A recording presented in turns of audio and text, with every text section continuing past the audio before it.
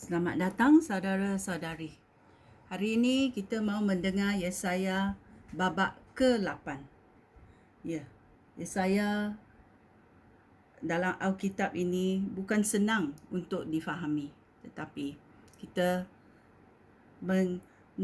berseru kepada Roh Kudus supaya Roh Kudus memberi pengertian kepada ayatnya, iaitu ayat Tuhan yang hidup.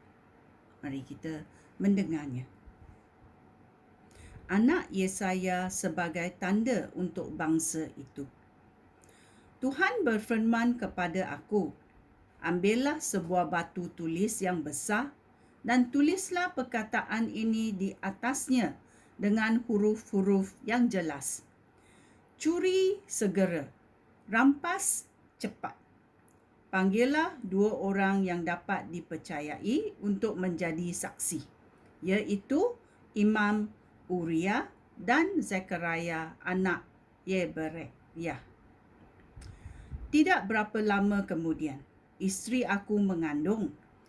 Apabila anak kami lahir, Tuhan berfirman kepada aku, namakanlah dia Curi Segera Rampas Cepat.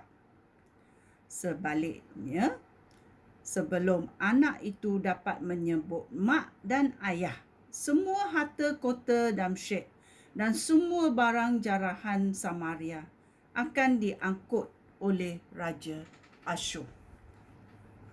Raja Asyur akan datang. Ayat 5. Tuhan berfirman lagi kepada aku.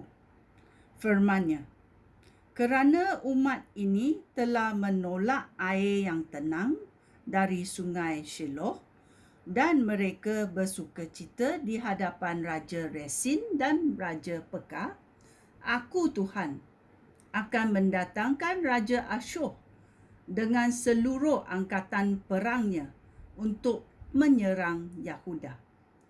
Mereka akan mara seperti air bah dari sungai Efrat yang meluap-luap dan membanjiri tebingnya. Mereka akan melanda Yahuda seperti banjir yang setinggi bahu dan mengelamkan segala sesuatu. Allah menyertai kita, sayapnya yang terbentang menuangi negeri ini. Berhimpunlah dengan ketakutan, hai bangsa-bangsa, dengarlah, hai tempat-tempat yang jauh. Bersiaplah untuk berperang, tetapi hendaklah kamu takut. Ya, bersiap-siaplah, tetapi dengan rasa takut. Buatlah rancangan-rancangan kamu, tetapi semuanya akan gagal. Ambillah keputusan, tetapi semua itu sia-sia, kerana Allah menyertai kami. Tuhan memberikan amaran kepada Nabi. Ayat 11.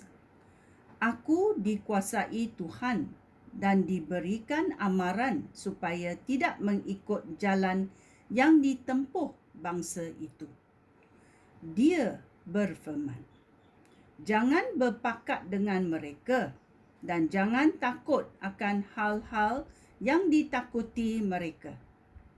Ingatlah bahawa aku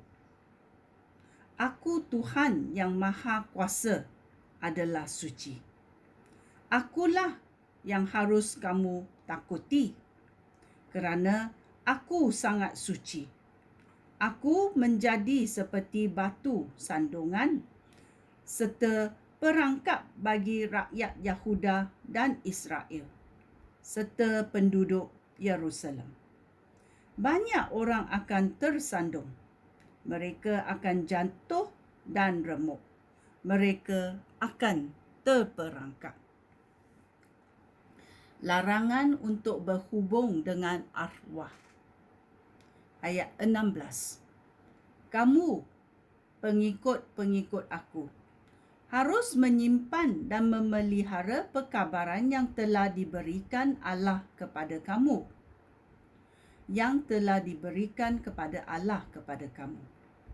Tuhan telah menyembunyikan diri daripada umatnya, tetapi Aku percaya dan berharap kepadanya. Inilah aku dengan anak-anak yang telah diberikan Tuhan kepadaku.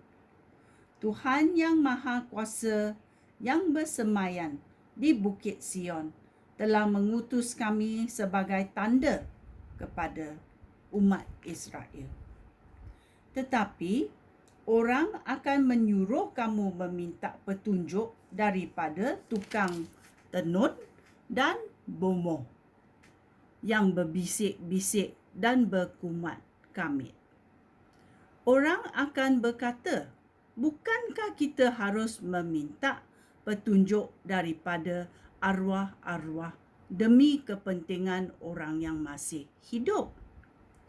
Hendaklah kamu menjawab dengan ajaran Tuhan.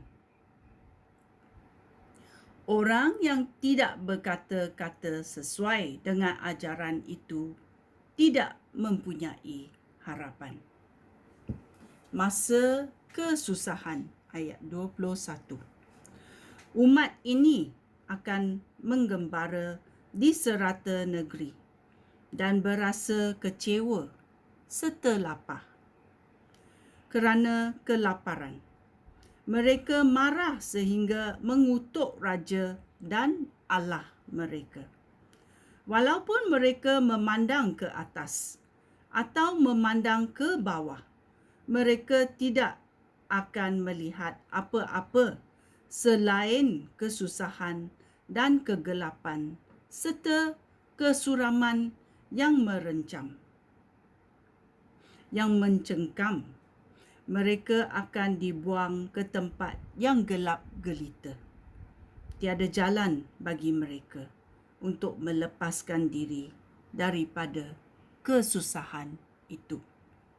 Ya. Raja yang akan datang. Tanah suku Zebulon dan suku Naftali pernah dipermalukan. Tetapi pada masa hadapan, kawasan itu akan dihormati, iaitu dari Laut Tengah sampai ke tanah di seberang Yordan di sebelah timur, bahkan sampai ke Galilea, tempat orang bangsa asing tinggal. Ya, ini adalah Yesaya babak 8. Ya, kita bersambung kemudian kepada babak 9 dan kita melihat raja yang akan datang. Okey, sekian. Terima kasih. Shalom.